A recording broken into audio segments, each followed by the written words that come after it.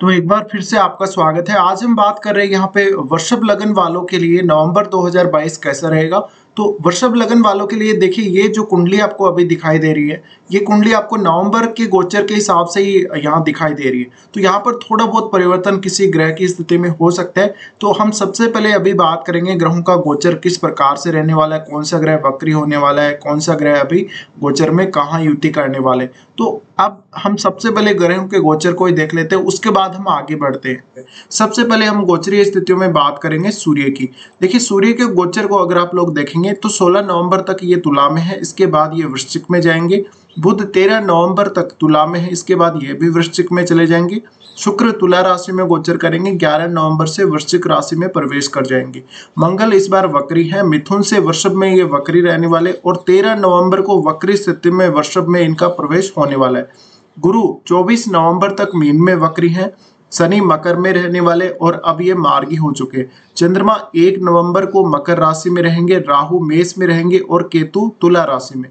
तो कुछ इस प्रकार से ग्रहों की जो गोचरीय स्थितियां हैं वो रहने वाली। तो अब बात करते हैं हम आपको रिजल्ट क्या मिलेंगे गोचर के। देखिए, सबसे पहले लग्नेश से स्टार्ट करेंगे। आपके लग्नेश शुक्र हैं और लग्नेश का जो गोचर होगा आपके उनकी खुद की राशि में होगा, 6th हाउस में होगा। यहाँ केतु गोचर कर रहे हैं ऑलरेडी। तो यहाँ पे आपको ये देखना है कि यहाँ केतु के साथ इनकी युति हो रही है। तो ये एक बहुत ही बड़ा पॉइंट है आपके लिए। आपका जो लग्नेश है केतु के साथ युति कर रहा है, तो आपको डिसीजन मेकिंग में काफी ज्यादा दिक्कत आ सकती है और फालतू के कुछ खर्चे हो सकते हैं आपके। तो ये आपको देखना बहुत ही जरूरी है। साथ में आपको कोई बहुत बड़ा हेल्थ का इश्यू आ सकता है इस समय। तो अगर आपकी हेल्थ पहले से ही कमजोर चल रही है तो आपको हेल्थ के लिए सावधान रहना है। अगर आप किसी से लोन वगैरह लेना चाहते हैं या आप किसी से कोई पैसा उधार लेना चाहते हैं, भले ही थोड़ा बहुत ही लेना चाहते हो, तो थोड़ा सा अवेयर रह के आप ये सब काम कर सकते हैं। इसके अलावा आप अपने सुखों के लिए, आप जो भी अपने भौतिक सुख हैं उनको भोगने के लिए या किसी भी प्रकार की अन्य किसी चीज के लिए आप पैसा खर्च कर रहे हैं, तो वहां पे एक लिमिटेशंस आपको जरूर रखनी चाहिए। तो यहाँ पे जो शुक्र का केतु के साथ युति करना है स्पेशली आपको काफी ज्यादा प्रभावित करेगा, क्योंकि केतु के साथ जो युति होगी शुक्र की, शुक्र उसके बाद आपके सप्तम भाव में भी जाएंगे। लेकिन सबसे पहले ये स्थिति इनकी 11 नवंबर तक रहेगी आपके 6th हाउस में। तो यहाँ आपको मेनली अपना एक तो रूटीन अच्छे से रखना है, रूटीन का ध्यान विशेष कर रखना है और साथ में आपको ये ध्यान रखना है कि जो आपके खर्चे हो रहे हैं वो किस काम के लिए हो रहे हैं। कई कई बार आप यहाँ पे अपने साथ वालों के साथ पार्टी करने को भी देखेंगे और उनकी तरफ से आपको कोई ऐसा सुझाव दिया जा सकता है कि आप कोई पैसा खर्च कर दे, आप कितना पैसा खर्च कर रहे हैं। तो ऐसे सुझाव मानने के लिए आप बाध्य नहीं है, लेकिन वहां पे आपका क्योंकि केतु के साथ युति हो रही है तो थोड़ा सा माइंड डाइवर्ट हो सकता है और आप अपने साथ वालों के साथ उनकी बातों में आ सकते हैं। तो आप किसी की भी बात को ना माने तो अच्छा है। अब यहाँ शुक्र की जो स्थिति है अपनी खुद की राशि में होगी तो उतनी तो दिक्कत नहीं है यहाँ पे, लेकिन अगर आपकी कुंडली में शुक्र की स्थिति बहुत ही खराब है तो फिर आपको एक यहाँ थोड़ी टेंशन रहेगी। अब केतु के साथ इनका युति करना पूरी तरीके से आपको भौतिक सुखों से दूर लेकर जाएगा और विशेषकर पुरुषों की कुंडली में अगर ये स्थिति बन रही है किसी के भी, तो उनका अपने पार्टनर के साथ जो रिलेशनशिप है वो काफी ज्यादा प्रभावित होगा। इसके बाद शुक्र जा रहे आपके सप्तम भाव में। अब शुक्र सप्तम भाव में जा रहे तो मैरिड लाइफ के पार्टनर के साथ कुछ इश्यूज जरूर हो सकते हैं। अब ये एक ऐसा योग बनेगा जहां पे आपका विवाह होने के भी चांसेस रहेंगे, स्पेशली आपके अगर पुरुष की कुंडली है तो जरूर ऐसा चांस बनेगा। तो फिलहाल जो शुक्र का गोचर है आपके सप्तम में होने से अगर आप ऑलरेडी मैरिड हैं तो आपके पार्टनर के साथ कुछ ना कुछ दिक्कतें हो सकती है।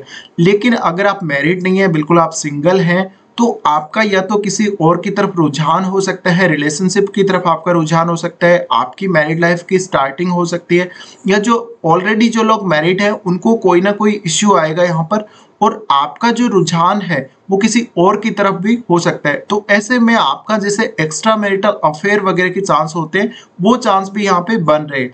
अब यहाँ मेन बात आपको ये ध्यान रखनी है कि अभी इस महीने में मंगल है वो वक्री हो रहे, तो मंगल जब वक्री हो रहे और मंगल की राशि में राहु गोचर कर रहे, तो ये पॉइंट आपको ध्यान रखना पड़ेगा। अब मंगल जब वक्री हो रहे तो बहुत ही खराब स्थिति में ये रिजल्ट दे सकते हैं, तो आपको काफी ज्यादा डैमेज कर सकते हैं, तो आपको काफी दिक्कतें आ सकती है। अब क्योंकि यहाँ शुक्र है वो मंगल की ही राशि में है तो वक्री मंगल है वो थोड़ा ज्यादा डेंजर होता है और क्योंकि इनकी राशि में राहु भी गोचर कर रहे हैं, तो आपको यहाँ स्पेशली मैरिज लाइफ के लिए आपको देखना पड़ेगा। शुक्र का गोचर बहुत ही ज्यादा अवेयर आपको रहना है इस गोचर के लिए, तो काफी ज्यादा ये थोड़ा डिस्टर्ब कर सकते हैं आपको। और यहाँ पे आपको अपने पार्टनर के साथ पूरी तरीके से बिल्कुल आपको क्लियर रहना चाहिए, किसी भी मामले में कोई भी डाउट की स्थिति ना बने, ये आपको देखना पड़ेगा।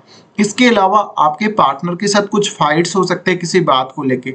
इसी तरह अगर हम बिजनेस की बात करें तो आपके बिजनेस को लेकर भी कुछ दिक्कतें आ सकती है। अगर अभी आपने कोई पार्टनरशिप करी है या आप पार्टनरशिप करने वाले हो, या मान लीजिए अभी आपने कोई ऐसा प्लान करा है नया बिजनेस शुरू करने का या कोई भी काम शुरू करने का, और अगर आपने अपने पार्टनर के साथ ही पार्टनरशिप कर रखी है तो वहां पे दिक्कतें थोड़ी ज्यादा बढ़ सकती है। तो यहाँ पे एक फाइटिंग नेचर आपका जरूर रहेगा, तो ये स्थितियों में आपको सावधान रहने की बहुत ही ज्यादा जरूरत है। अब आप यहाँ क्या क्या कर सकते हैं, देखिए अभी आपको यहाँ पर जब शुक्र का गोचर होगा तो 11 तारीख के बाद स्पेशली अपने जो डाउट्स है अपने पार्टनर के साथ आपको बैठ के क्लियर करने होंगे, वरना यहाँ पे काफी दिक्कतें हो सकती हैं। इसी तरह अगर आपका कोई बिजनेस है तो आप अपने पार्टनर के साथ, अपने जो भी बिजनेस पार्टनर्स हैं उनके साथ बैठ के आप बात करके किसी भी मैटर को सुलझा सकते हैं, लेकिन आप अपनी तरफ से हमेशा क्लियर रहेंगे तो अच्छा रहेगा। इसके बाद हम बात करते हैं बुध की। बुध आपके दूसरे घर के स्वामी बनते हैं और बुध 13 नवंबर तक तुला में रहेंगे, तो बुध 6th हाउस में रहेंगे और उसके बाद बुध भी जा रहे हैं आपके 7वें भाव में।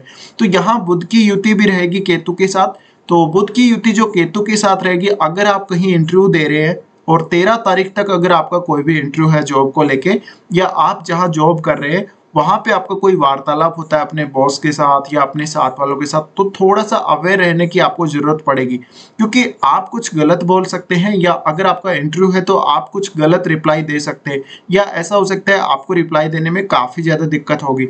तो एक जो हाजिर जवाबी होती है आपकी, उसमें कहीं ना कहीं कुछ इश्यूज हो सकते हैं। अब बुध का आपके 7वें भाव में आना, उसके बाद ये कुल मिला के अपने पार्टनर के साथ ही आपका तर्क वितर्क होगा और ये एक नए बिजनेस की शुरुआत को भी दिखाता है। लेकिन क्योंकि मंगल वक्री हो रहे, तो मंगल के वक्री होने से अगर आपने अभी अभी पार्टनरशिप करी है तो काफी मुश्किलें अभी आ सकती है। लेकिन इसका मतलब ये नहीं कि आपका बिजनेस नहीं चलेगा या आपने जो भी पार्टनरशिप कर रखी है वो टूट जाएंगी, इसका मतलब ये नहीं है। पर कुछ समय के लिए, शॉर्ट टर्म के लिए आपको दिक्कतें जरूर पेश आ सकती हैं। तो बुध का यहाँ पर आना आपका कोई भी नया अगर काम शुरू करना है तो उसके लिए अच्छा है, लेकिन दिक्कतें जरूर आने वाली हैं। तो दोनों ही पक्ष यहाँ पे हैं, पॉजिटिव पक्ष भी है और यहाँ पे जो नेगेटिव पक्ष है वो भी यहाँ साथ साथ चल रहा है, तो आपको इसको बैलेंस करना पड़ेगा। अब हम आगे बढ़ते हैं और बात करते हैं यहाँ पे चंद्रमा के बारे में। देखिए चंद्रमा का गोचर मकर राशि में स्टार्टिंग में इस महीने में होगा, तो शनि के साथ इनकी युति रहेगी। कोई एक ऐसा टूर आपका हो सकता है, या तो शॉर्ट टूर हो सकता है या कोई लॉन्ग डिस्टेंस टूर आपका हो सकता है, और पर्पज आपका कोई भी हो सकता है। तो अभी अगर आप कोई प्लानिंग करके चलते हैं, आप 1 नवंबर के समय में या 1 या 2 नवंबर या 3 नवंबर तक आपका वो टूर हो जाएगा, तो ऐसे चांसेस बन रहे। इसके अलावा शुरुआत में थोड़ा मन में स्ट्रेस रहना या मन में थोड़ी कमजोरी फील होना, अपने आप को लेके आपको जो एक स्थिति है, मन स्थिति वो अच्छी नहीं होना, कुछ नेगेटिविटी मन में रहना, इस प्रकार के विचार शुरू में आ सकते हैं। उसके बाद आपको 3 से लेके 4 या 5 तारीख तक आपको जो स्थिति रहेगी उसमें अपने जो आपका कैरियर है उसकी चिंता ज्यादा रहेगी, आपके काम की चिंता रहेगी, आपकी जो आजीविका है जहां से आप पैसा अर्न कर रहे हो उसकी चिंता थोड़ी ज्यादा रहेगी, तो ये आपको देखना चाहिए। इसके बाद चंद्रमा जा रहे हैं आपके लाभ स्थान में, तो लाभ स्थान में चंद्रमा के जाने से आपको धन लाभ अवश्य होगा। तो यहाँ चंद्रमा जैसे जैसे आगे बढ़ेंगे वो अपना रिजल्ट देते जाएंगे। इसके बाद हम बात करते हैं यहाँ सूर्य की। देखिए सूर्य आपके चतुर्थेश हैं और सूर्य खुद भी केतु के साथ युति करने वाले, और यहाँ जो बुध और शुक्र है इनके साथ भी इनकी युति होने वाली। लेकिन सबसे पहले आपको ये ध्यान रखना है कि सूर्य का जो युति है वो केतु के साथ होगा 16 तारीख तक। 16 नवंबर तक सूर्य की स्थिति अच्छी नहीं है, क्योंकि एक तो नीच की स्थिति में आ रहे, दूसरी बात ये 6th हाउस में आ रहे। तो आप जहां काम करते हैं, जो आपका वर्क प्लेस है, वहां काफी सारी मुश्किलें आपको आ सकती हैं, जैसे कि आपके ऊपर कोई प्रेशर बनाया गया हो, आपको जॉब छोड़ने के लिए बाध्य किया जा रहा हो, या कोई और भी ऐसी स्थिति बन सकती है, या आपका जो बॉस है आपको बहुत गलत तरीके से बिहेव करके वो कोई काम करने के लिए फोर्स कर रहा हो। तो केतु के साथ जो सूर्य की युति है उसका आपको सावधानी रखनी ही है, और आपके अपने पिता के साथ भी रिलेशंस कुछ बिगड़ सकते हैं यहाँ पे। और ये स्थिति में देखिए सूर्य नीच की स्थिति में आ रहे हैं, तो अगर आप गवर्नमेंट जॉब में हैं तो आपको दिक्कत काफी आ सकती है। इसी तरह से आपको अपना रूटीन पूरा करने में, आपको अपना डेली काम पूरा करने में, जो भी आपको टारगेट दिया गया है वो पूरा करने में काफी मुश्किलें आ सकती है। इसी तरह अगर आप अभी कोई घर बना रहे हैं अपना, या कोई अभी आप मान लीजिए कोई लोन वगैरह ले रहे हैं या कोई प्रॉपर्टी वगैरह ले रहे हैं, तो ऐसे कार्यों के लिए समय अच्छा नहीं है 16 नवंबर तक। उसके बाद सूर्य प्रवेश कर रहे हैं आपके वो 7th हाउस में। 7th हाउस में आने के बाद कुल मिला के सूर्य के रिजल्ट ज्यादा इंप्रूव हो जाएंगे, और यहाँ मंगल का वक्री होना एक बहुत बड़ा रोल प्ले करेगा। बट फिर भी यहाँ थोड़ा इश्यू जरूर आ सकता है मैरिड लाइफ को लेके। बट वो लोग जो किसी भी प्रकार से सोशल सर्विस से जुड़े हुए हैं, या जो लोग कोई बहुत बड़ा कोई एग्जाम क्लियर करना चाहते हैं, आईएएस वगैरह का एग्जाम क्लियर करना चाहते हैं, तो वो उनको बहुत अच्छा सपोर्ट यहाँ मिलेगा। और यहाँ पे सूर्य का आना ये दिखाता है कि आप अपना जो घर है, जो आपका परिवार है, उस पर भी ध्यान देंगे, आप अपने घर के कार्यों पर भी बहुत ज्यादा फोकस करने वाले। तो यहाँ सूर्य के आने से आपको कोई बिजनेस से बहुत बड़ी इनकम हो सकती है, या कोई बहुत बड़ा लाभ अपने पार्टनर से भी हो सकता है। तो आप अपने पार्टनर के साथ मिलकर अपने घर को बहुत अच्छे से संभालेंगे और घर के लिए कुछ काम आप कर सकते हैं।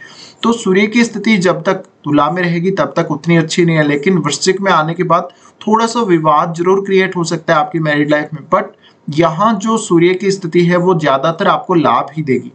अब सूर्य यहाँ आ रहे तो आपके फादर आपको बहुत ज्यादा चाहेंगे, लेकिन शुरुआत में 16 तारीख तक आपके रिलेशंस अपने फादर से अच्छे नहीं रहेंगे, उसके बाद आपके रिलेशंस उनसे बहुत अच्छे रहेंगे।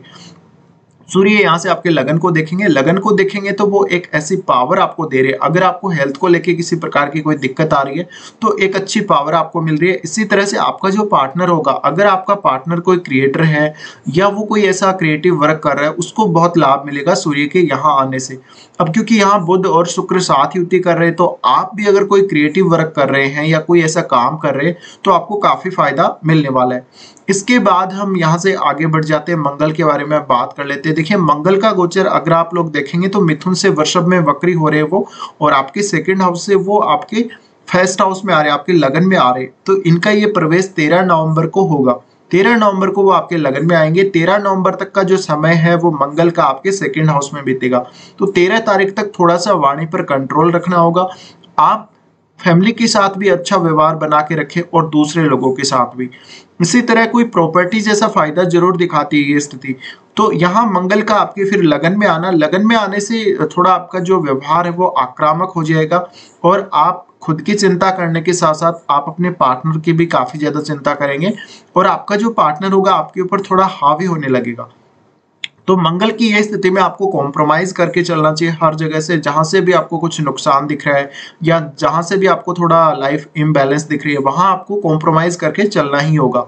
तो मंगल का वक्री होना बहुत बड़ा एक पॉइंट निकल के आ रहा है, क्योंकि राहु इनकी राशि में है और यहाँ पे आपके सप्तमेश बनते हैं मंगल, और इधर सूर्य बुध और शुक्र आ रहे हैं। तो एक बहुत अच्छा करियर के लिए अगर आप देख रहे हैं इस ऑप्शन को, मंगल के वक्री होने के पॉइंट को, तो आपके लिए करियर के हिसाब से बहुत अच्छा है, बिजनेस वाइज भी बहुत अच्छा है, लेकिन विवाद साथ में ये जरूर लेके आएंगे। तो इन पर आपको फोकस करना ही चाहिए। इसके बाद हम आगे बढ़ जाते हैं यहाँ से और गुरु के बारे में बात कर लेते हैं। देखिए गुरु आपके अष्टमेश है और आपके 11th हाउस के स्वामी। अभी गुरु वक्री हो रहे, तो अभी 24 नवंबर तक वक्री है और 24 नवंबर के बाद मार्गी हो रहे।